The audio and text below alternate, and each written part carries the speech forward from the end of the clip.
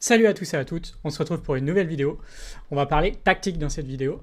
Donc comme je t'ai dit, je t'ai déjà promis dans plein de vidéos que j'allais un peu te montrer un peu un algo pour faire autre chose que des échecs et maths et que j'étais en train de travailler dessus.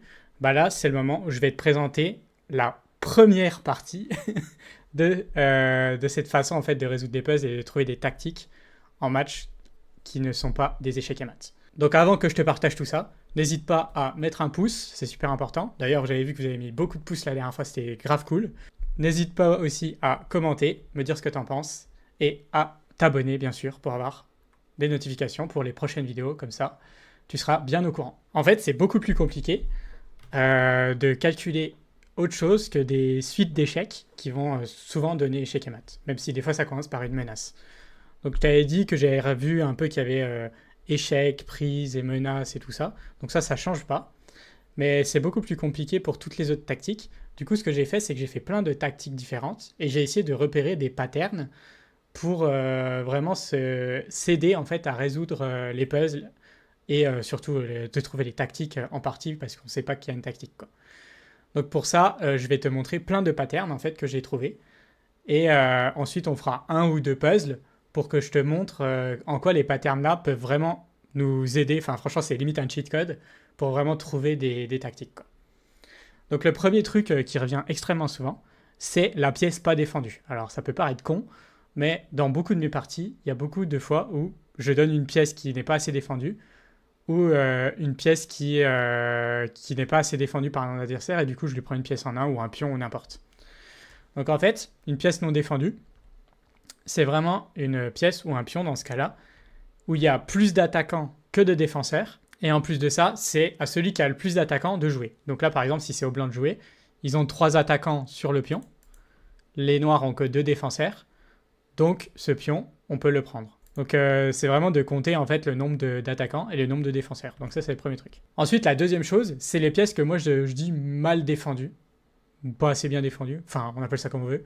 C'est qu'en fait, en gros, il y a le même nombre de défenseurs que d'attaquants. Bah, c'est super fort en fait pour trouver des tactiques et ça démarre de beaucoup de choses ça. Les tactiques en fait, j'ai remarqué que c'est une combinaison de un, enfin pas un, mais souvent deux ou plus de ces patterns que je te montre en fait. Tu vois. À chaque fois c'est ça.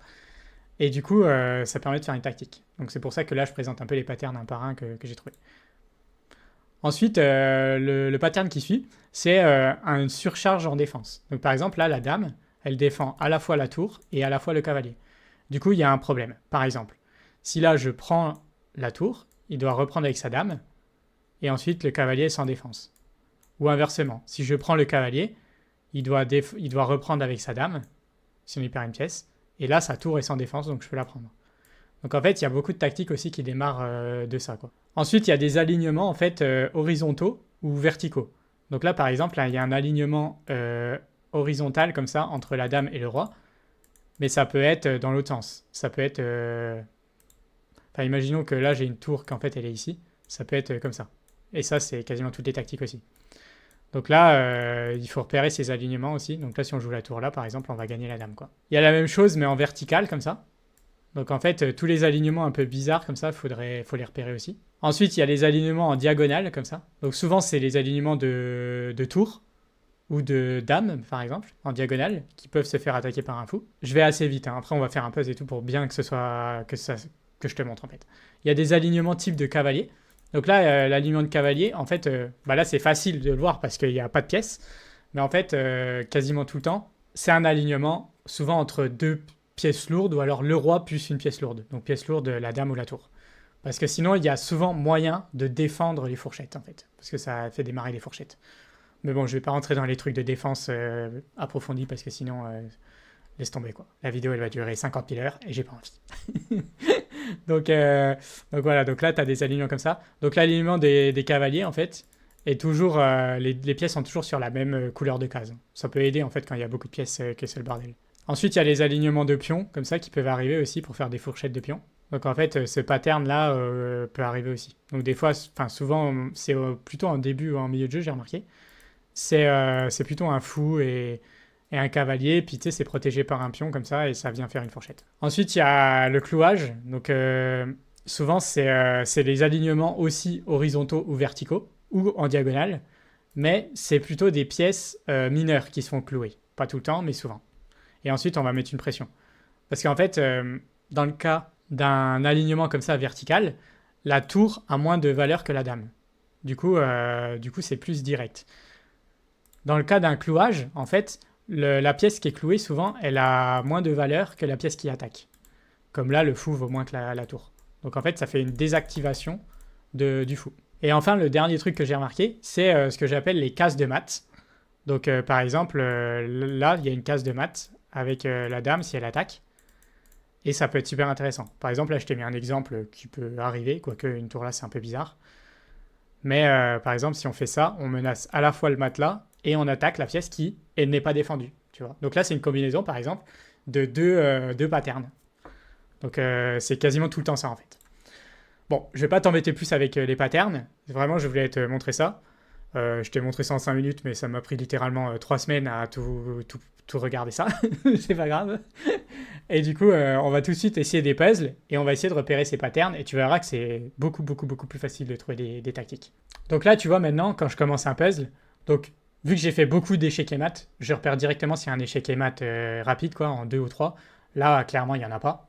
Enfin, après, c'est l'intuition, quoi. Mais là, il n'y en a pas parce que, genre, on peut pas faire un échec direct ou quoi. Puis, il semble pas y avoir des menaces directes qui menacent échec et maths. Par exemple, il n'y a pas de pion là, et puis, tu sais, on peut genre prendre et menacer le matelas, par exemple, ce genre de truc. Donc là, on va faire un peu les patterns, on va essayer de les repérer les patterns, et tu vas voir que c'est beaucoup plus simple, en fait, de trouver la réponse. Donc là, les pièces qui ne sont pas défendues. Donc là, il n'y a pas de pièces qui ne sont pas défendues. Alors, il y a juste ce pion-là qui n'est pas défendu. Donc ce pion-là, il est mal défendu. Donc là, je fais juste pour l'adversaire. Hein. Mais en fait, il faudrait le faire aussi pour soi. Et d'ailleurs, ça permet d'éviter beaucoup de se prendre des tactiques si on ne fait pas les patterns comme ça. Je te montrerai dans une autre vidéo, parce que sinon ça va trop embrouiller. Mais je te montrerai dans une autre vidéo un truc intéressant que j'ai trouvé pour la défense plutôt. Mais là, on va se focus sur l'attaque. Donc là, ça, c'est pas défendu. Et ça, c'est mal défendu. Parce que c'est attaqué une fois et c'est défendu une fois. Donc là, il y a un point peut-être de rupture. Les tours, elles semblent pas du tout en danger. Il n'y a pas trop d'alignement qui paraît bizarre.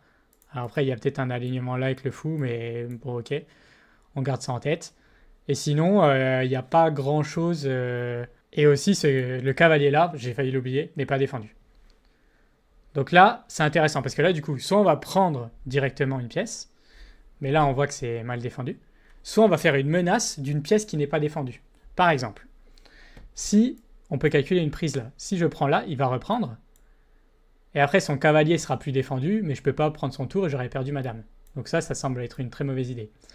Mais par exemple, ici, ce que je peux faire, c'est par exemple prendre ici, et j'attaque sa pièce qui n'est pas défendue. Donc tout ça, c'est vraiment...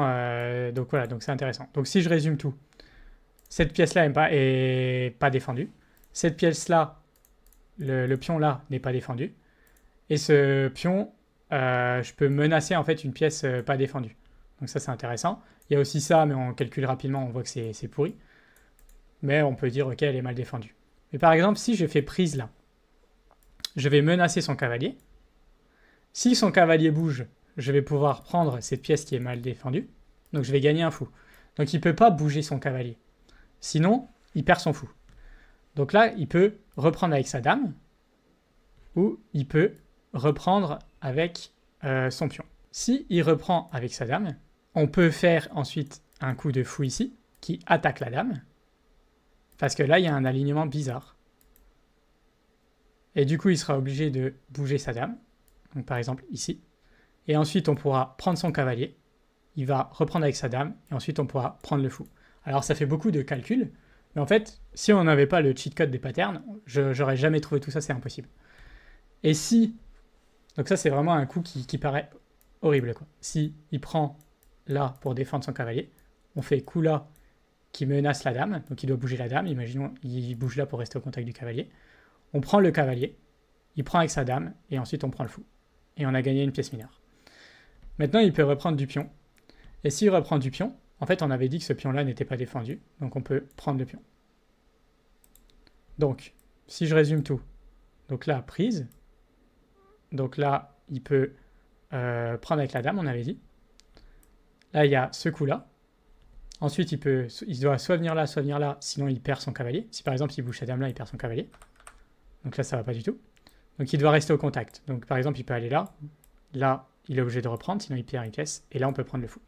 Donc ça, c'est une combinaison qu'on a pu calculer. Maintenant, s'il reprend du pion, ce pion-là, on avait vu qu'il n'était pas défendu. Donc là, on peut attaquer le pion. Et là, on a gagné genre un pion. Voilà. Donc c'est une tactique super intéressante. On va faire juste un deuxième puzzle pour montrer et tout. Donc là, c'est des tactiques qui sont quand même de assez haut niveau, qui sont genre dans les 2100 Elo, quoi. Alors là, on va regarder un peu. Donc là, on peut remarquer que là, le roi, il est un peu ouvert, ok. Donc là, moi, je vois tout de suite maintenant que je peux faire un échec là. Mais on va faire les patterns et tout. Donc là, on n'a pas d'alignement bizarre, ni horizontal, ni vertical. Par contre, là, on a une pièce qui est attaquée une fois et qui est défendue qu'une seule fois. Donc, il y aura peut-être un problème avec ça. Donc déjà, il y a un problème avec ça. Donc ensuite, on a quoi comme pièce? Ça, c'est pas attaqué. Ok. Là, il y a un alignement peut-être, mais... Bon, le pion là, il est cloué, mais en vrai, on voit pas trop ce qu'on peut en faire. On a une pièce là, un pion là non défendu. Un pion là non défendu. Donc là, on peut par exemple prendre directement la tour. Il doit reprendre. Ensuite, on fait un échec comme ceci. Et là, il a perdu une tour et et il perd sa dame aussi. Donc ça, c'est intéressant. On peut aussi commencer par l'échec. Donc dans l'idée, il faut toujours commencer par l'échec parce qu'il y a moins de défense en fait. Parce que là, si je fais ça, il a peut-être des coups du style échec ici. Mon roi bouge et là, il peut me mettre des mates. Comme ça, et ensuite je viens là et il met peut-être même quasiment échec et mat ici. Il y a encore son fou. Par exemple, je viens là et il met échec et mat là. Donc en fait, le truc, c'est que les prises, c'est intéressant, mais ça permet des contre-attaques. Par exemple, là, je vais passer en mode, voilà. Donc là, je peux jouer mes coups. Donc si je fais ça, en fait, il peut jouer ça. Là, je dois bouger. Donc si je viens là, il y a échec et mat direct là. Donc en fait, ça lui laisse vraiment une contre-attaque. Par exemple, je peux venir là, ensuite là, et là, il y a échec et mat. Donc en fait, il faut toujours commencer par les échecs. Ça laisse beaucoup moins de possibilités en fait de défense. Je peux faire échec là. Et là, j'ai deux attaquants sur sa tour qu'on a repéré qu'elle était mal défendue. Et du coup, ça fait qu'on gagne sa tour. Et vu que c'est sur échec, il ne peut pas contre-attaquer. Donc ça a l'air d'être ça. Voilà, il est obligé de jouer là, sinon il défend comme ça, mais je lui prends sa dame. Donc c'est pas possible, quoi. Et là, du coup, on attaque deux fois sa tour. Donc là, c'est beaucoup mieux de l'attaquer avec sa dame. Parce que là, on remarque qu'il y a un nouveau pattern qui s'est créé. C'est un alignement, comme ça. D'ailleurs, alignement qu'on avait déjà, hein, là. Donc si une tour vient là, ce qui est en train de se passer, bah, ça attaque sa dame aussi. Donc il perd sa dame. Donc après, il n'a pas trop d'autre choix que de manger. On remange. Et là, on a largement l'avantage. Donc là, on peut en faire un dernier pour la route. Donc là, vraiment, c'est en mode, on va tout regarder. Donc là, ce qu'on voit, c'est que cette pièce-là, elle est... Donc là, il a pris notre fou. Donc là, cette pièce-là, elle est pas défendue. Cette pièce-là n'est pas défendue non plus. Et ensuite, c'est à peu près tout ce qu'on a. Après, on a le pion là qui n'est pas défendu aussi, qui peut être intéressant. Donc là, on a envie de directement prendre le cavalier. Mais il y a un coup encore plus fort pour récupérer la pièce, en fait. C'est que là, si on prend la pièce non défendue, franchement, en partie, c'est vraiment... Ça arrive assez souvent qu'il y ait une pièce qui soit vraiment pas défendue, limite, et qu'on la prenne pas, quoi. Ou un pion.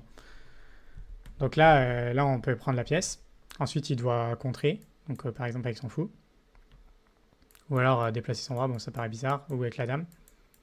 Et ensuite on attaque la deuxième pièce non défendue et on la prend. Et du coup on a gagné une pièce mineure dans l'histoire, quoi.